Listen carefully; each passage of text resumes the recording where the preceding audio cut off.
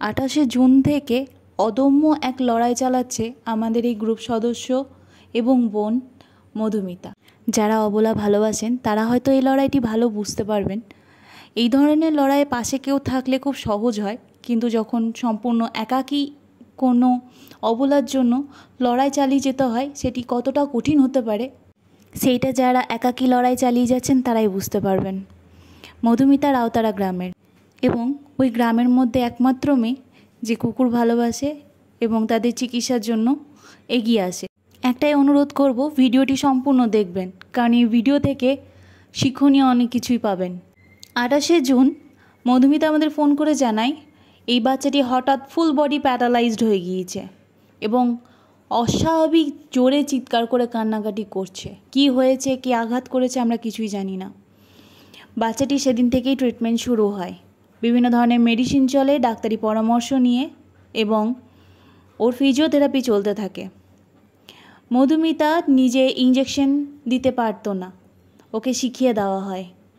খুব স্বাভাবিক, আর 4-5টা মেয়ের মতো সেও ইঞ্জেকশন দেখে ভয় খেত।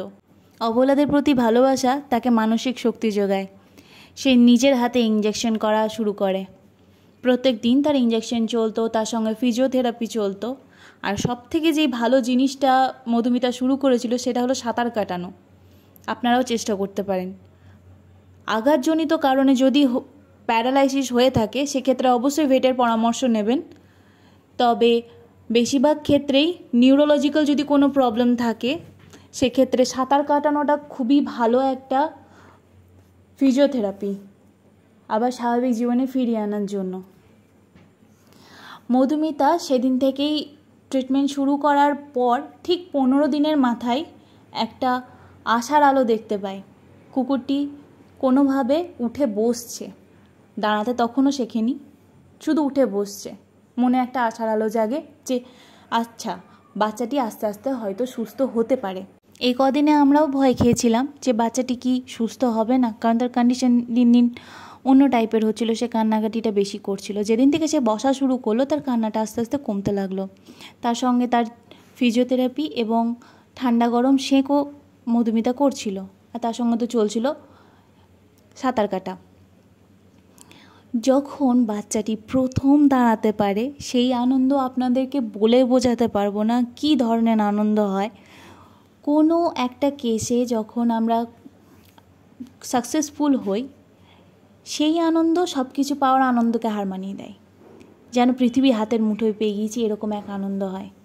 মধুমিতা টানা কদিন একাকী লড়াই চালিয়ে যাচ্ছিল। তার সঙ্গে ছিল বাচ্চাটি সুস্থ হবে না সেই মানসিক টানাপোড়েন এবং মানুষের বাজে কথা। সেই সব উপেক্ষা করে বাচ্চাটি যখন সুস্থ হতে লাগলো সেই খুশি বলে বোঝানো যাবে না। সবথেকে ভালো খবর, বাচ্চাটি এখন 4 পায়ে দাঁড়াচ্ছে, অল্প অল্প হাঁটাচলাও করছে। আশা করি আর কয়েকদিনের মধ্যেই সে সম্পূর্ণ সুস্থ হয়ে যাবে। এখনও তার প্রত্যেক দিনের ফিজিওথেরাপি চলছে, তাকে সাঁতার কাটানো চলছে। মধুমিতা আপ্রাণ চেষ্টা করে যাচ্ছে তাকে সুস্থ স্বাভাবিক জীবনে ফিরিয়ে আনার। ও লড়াই এখনও চালিয়ে যাচ্ছে। আশীর্বাদ করবেন মধুমিতার সঙ্গে যেন আরও অনেক মানুষ যুক্ত হয়, তাদের গ্রামের সব মানুষ যেন আস্তে আস্তে বদলাতে থাকে এবং অবলাদের প্রতি একটু সহানুভূতিপ্রবণ হতে থাকে। আর মধুমিতাও যেন অনেক অনেক ভালো থাকে, অনেক বড় হয়, অনেক সুখে থাকে, আর এইভাবেই যেন কাজ চালিয়ে যেতে পারে। সম্পূর্ণ প্যারালাইজড অবস্থা থেকে তার এই 4 পায়ে দাঁড়ানো এবং এই হেঁটে যাওয়ার জার্নিটা আপনাদের সঙ্গে শেয়ার না করে পারলাম না। যারা ভালোবাসেন তারা অবশ্যই এই অনুভূতিটা অনুভব করবেন ভিডিওটি দেখে, যে কতটা খুশি লাগে তাকে সুস্থ স্বাভাবিক জীবনে ফিরিয়ে আনতে পেরেছে সুস্মিতা। এখনও চলবে, এখনও ফিজিওথেরাপি তার চলবে, কারণ এখনও সম্পূর্ণ সে সুস্থ নয়, তবে চেষ্টা চলবে। আপনারা আশীর্বাদ করবেন আমরা যেন কোনো বাধাতে হেরে না যাই, এইভাবেই যেন লড়াইটা চালিয়ে যেতে পারি, অবলাদেরকে সুস্থ স্বাভাবিক একটা জীবন দিতে পারি, আর মানুষের মনে ওদের প্রতি যেন ভালোবাসা জাগিয়ে তুলতে পারি। ধন্যবাদ আপনাদের সকলকে ভিডিওটি সম্পূর্ণ দেখার জন্য। কেমন লাগলো অবশ্যই জানাবেন। আপনাদের প্রতিটি পজিটিভ কমেন্ট আমাদের নতুনভাবে কাজ করতে মানসিক শক্তি যোগায়।